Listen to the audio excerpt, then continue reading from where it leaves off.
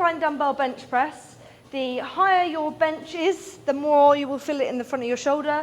The lower of an angle the bench is, the more you'll feel it into the chest. I'll specify in your program, or if you have a certain preference of where feels more comfortable for you, then by all means adjust it as accordingly. But as long as it's at some sort of angle, that's fine. And make sure that the seat here as well is also brought towards you. You can adjust those, make sure it's not flat, so because I feel like you're going to slip off the bench.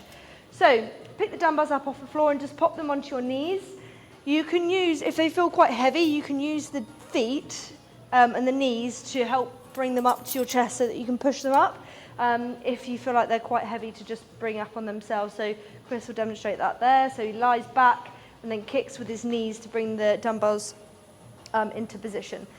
The movement starts from an upright position like you would for your bench press. So both dumbbells up above your shoulders. Make sure that you're not too far this way or too far that way. So make sure that the dumbbell is directly above the shoulder. Have a slight inwards rotation of the dumbbells so that they're not like dead flat with each other. You want to slightly bring them in so that they're facing inwards slightly. You're going to nice and slowly lower the elbows. Oh, before I do that, come back up.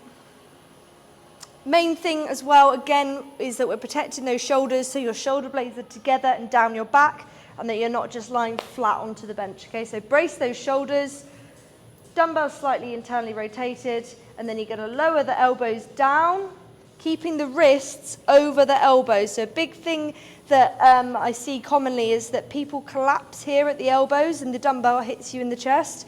So keep the wrist over the elbow as you lower down, and then drive back up.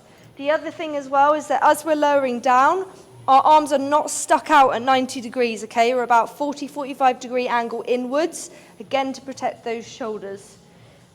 Nice and controlled through the movement, feel that stretch across the chest, and then power up, bring the dumbbells back together at the top. In terms of bringing them back down, I like to bring them together and then bring them down towards the chest, and then you can sit upwards and then you're done. The other cue as well is to not drop the elbows too low. So as we're going down, see the lowest point that Chris goes to here is his elbows are in line with his shoulder. If he starts to drop any lower, it's going to place a lot of pressure and a lot of tension again on that shoulder joint. So we really want to look after our shoulders. So elbow in line with shoulder. I appreciate you might not be able to see that, but you will be able to feel it if you start to feel it overstretching, okay? Another way of bringing them down as well is that you can bring them again back to your knee, the same way that you got back up.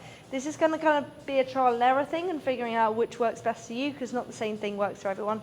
But here's a demo of bringing them back down to the knee and then coming up.